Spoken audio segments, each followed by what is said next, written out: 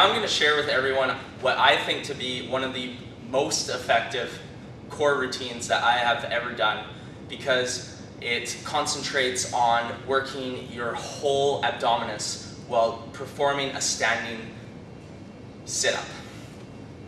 So in order to perform the standing sit-up, I'm going to use the door handle as an example because, like I said, being at home, you can use this resistance tubing, and it's going to be so effective that you'll wonder why you even have a gym membership.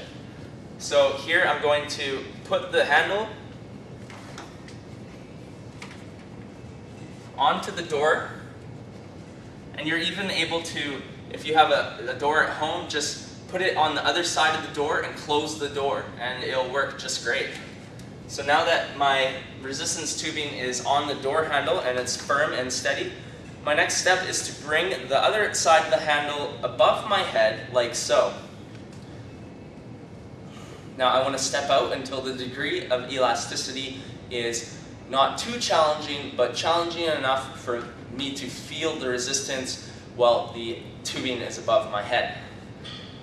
So now what you want to do is have your backs straight, squeezing your gluteus maximus, putting your feet approximately shoulder width apart, and then slowly bringing the resistance tubing back towards the door.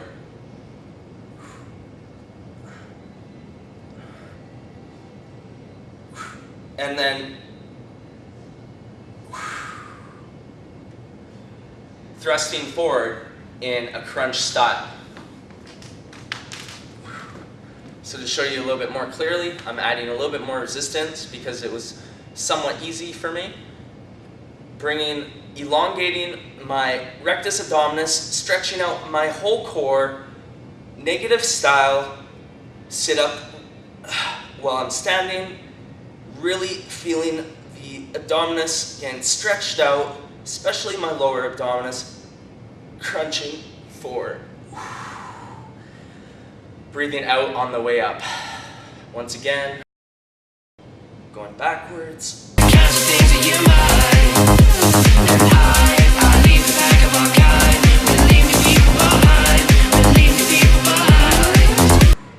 Now you're even able to, if you have a hard time keeping the resistance tubing above your head, you can put your elbows to your ears and hold the resistance tubing a little bit differently, like so, and put it a little bit above your head by resting your forearms on your head, going backwards, crunching forward,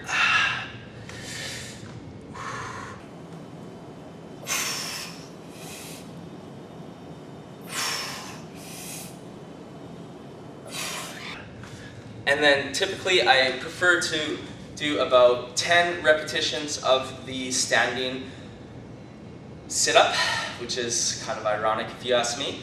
And definitely it's an effective workout, so I hope that you try it at home. Now if you have lower back pains, I wouldn't suggest this workout typically because you can stress your lower back slightly if you're not doing the workout properly. So remember to get your form down and do the workout properly so that you don't hurt yourself. Thank you. So after I do the standing sit-up, the next thing I will do is what we call wood chops using the resistance tubing. So in order to perform a wood chop, I keep the handle on the door and I bring the resistance tubing out in front of me, keeping my arms locked, bringing both hands to the one handle, having my feet about shoulder width apart with a slight bend in the knees, and chopping across the transverse plane in a wood chop motion. Bringing it back to the midline of my body, doing another wood chop. Back, wood chop. Now you're also able to vary in the directional pattern of the wood chop, which will concentrate on different aspects of your rectus abdominis. Also, depending on the amount you twist and how you situate your hips will also change the workout routine. So I'm going to perform a couple more wood chops for you. You're able to vary in the speed of the wood chop to also change the difficulty. Now's the time 'cause you're free to do what you want to do. And then performing it on the other side. So now we're going to perform a workout which is very challenging and also very effective in helping you attain your goals. So the workout is a reverse fly with leg ups. So some people won't be able to do the leg ups because it's quite challenging to begin with. So it's sufficient to be able to just start the workout doing the reverse flies. So what I want you to do is put the resistance tubing around your feet like so, and then cross the resistance tubing handles to either side of your body. So now what I would like you to do to perform this workout is first we'll start with the reverse fly. So with the reverse fly, now that the resistance tubing is around your legs, you're going to bring your elbows to an approximately shoulder length, shoulder height, and then at about a 90-degree angle like I have them here. So now, to perform the reverse fly, you basically bring your arms backwards, stretching the resistance tube. So now that we have perfected the reverse fly, from this step to progress our fitness game, we want to then raise our legs each time we do a reverse fly. And this will also add a degree of core stability to the workout. So now that I have my arms in the position to do the reverse fly, I'll raise my legs and then do the reverse fly. Lowering my legs, bringing my legs up, reverse fly, lowering my legs. When I pump the bass, rock this place.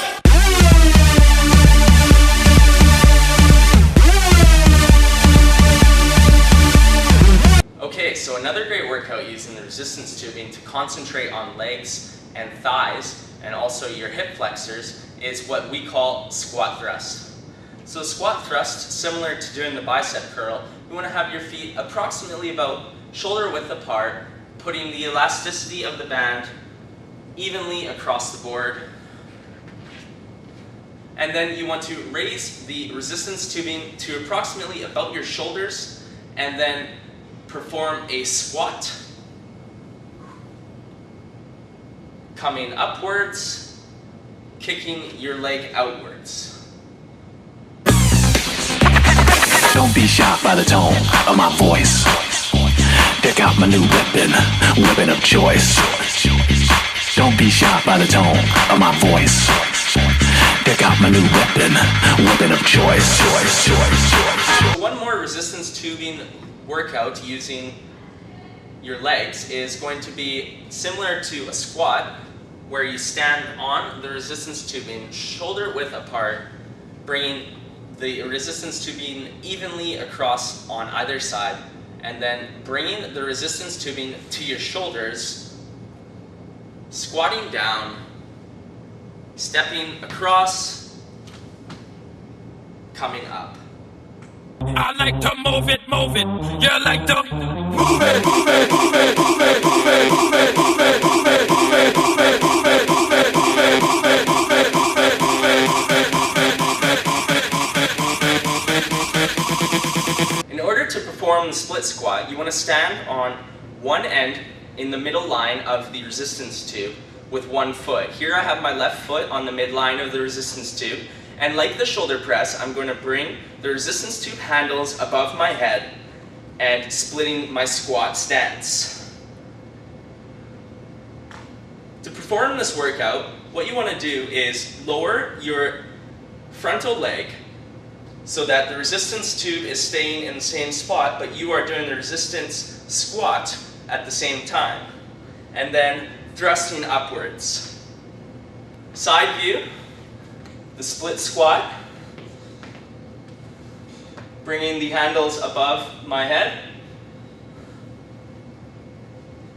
lowering my frontal leg while holding my arms into the shoulder press position, pressing upwards.